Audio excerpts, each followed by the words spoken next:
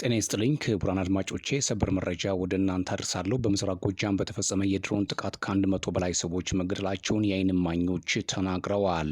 በአማራ ክልል ምስራቅ ጎጃም ዞን ሐሙስ ሚያዝያ 9 2017 ዓ.ም በትምህርት ቤት ዙሪያ በደረሰ ጥቃት ነው ሰዎቹ ጉዳት እየደረሰባቸው የተባለው። በዞኑ እናርጅና ወጋ ወረዳ ገደብ በተባለች አነስተኛ የገጠር ከተማ የትምህርት ቤት አጥር ለማጠርና ቤት ለመስራት ለልማት ስራ የወጡ ሰላማዊ ሰዎች በጥቃቱ መገደላቸውም ተገልጿል።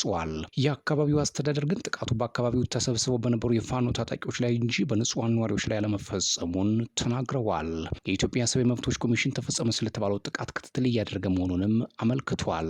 ነዋሪዎች እንደተናገሩት ተሰብስበው በከተማዋ ያለው ገደብ የመጀመሪያ ደረጃ ትምህርት ቤት አጥርን እያጠሩ በነበሩ የሰዎች ላይ ነው ጥቃቱ የተፈጸመው። ጥቃቱ በተፈጸመበት አካባቢ በቅርብ ርቀት ላይ እንደነበሩ የተናገሩት ሌላ የዓይን እማኝ ወዲያው ጩኸት፣ ግርግርና ድንጋጤ መፈጠሩን ጠቁመው የሆነውን አናውቅም ሲሉ በቅጽበቱ የነበረው ሁኔታም ገልጸውታል።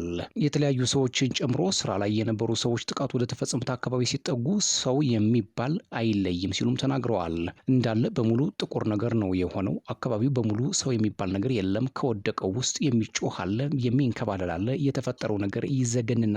ሰው ለሆነ እጅግ የሚዘገንን ድርጊት ነው ብለውታል። የፈረሰውን ትምህርት ቤቱን አጥር እያጠሩ እያለ ቀኝ እጃቸውን ተመትተው መቁሰላቸውን የተናገሩት ሌላ ነዋሪ ከባድ ፍንዳታ መከሰቱን ጠቅሰው ብዙ ሰው ነው የተጎዳው ብለዋል።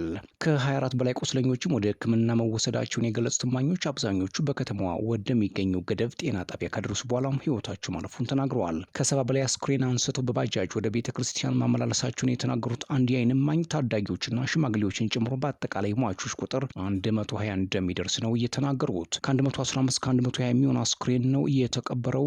ያልታወቀም ይኖራል ብዬ አስባለሁ፣ ምክንያቱም ድንጋጤ ውስጥ ስለነበርን ነው ብለዋል። ሌላ የዓይን እማኝ በበኩላቸው 57 አስክሬን እስከሚነሳ ድረስ እንደነበሩ ጠቁመው የሟች ቁጥር ከ100 በላይ እንደሚሆን ተናግረዋል። አስክሬኖቹ ላይ ከባድ ጉዳት በመድረሱ ሟቾችን መለየት ከባድ እንደነበር የተናገሩት እማኞች በዚህ ምክንያትና በስጋት እስከ ቀትር 8 ሰዓት ድረስ ገደብ ጊዮርጊስ ቤተክርስቲያን በጅምላ እንደተቀበሩም ገልጸዋል። የናርጅ እናውጋ አስተዳዳሪ አቶ ሙሉጌቱ ንጹሃን ሰዎች ተገደሉ መባሉን የጠላት ወሬ ያሉት ሲሆን እርምጃው ጽንፈኛ ያሏቸው የፋኖ ታጣቂዎች ላይ መወሰዱ ነው የተናገሩት። እዚህ አካባቢ ቁጥሩ በርከት ያለ የኃይል ስብስብ አለ።